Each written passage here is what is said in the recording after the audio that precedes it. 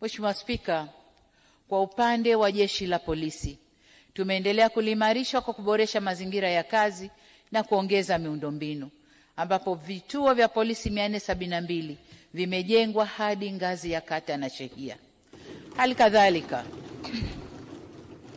Halikadhalika tumeboresha makazi ya askari na kununua vitendea kazi ikiwemo magari na pikipiki kwa ajili ya kazi za utawala na operesheni. Aidha, askari wapya 16,000 wameajiriwa, huku maofisa wakaguzi na askari 10,363 wakipandishwa vyeo.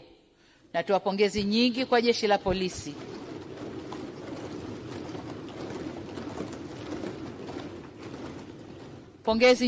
Jeshi la Polisi kwa kazi kubwa na nzuri wanayoifanya. Hatuna budi kutambua kwamba uhalifu unaozuiliwa kwa jitihada za Jeshi la Polisi ni mkubwa kuliko unaofanyika.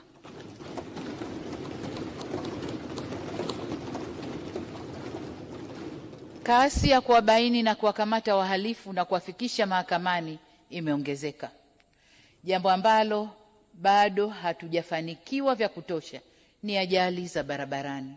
Lazima nazo tuendelee kuzitafutia mwarobaini wake. Aidha, nalielekeza Jeshi la Polisi kuongeza jitihada katika kukomesha matukio ya watu kupotea.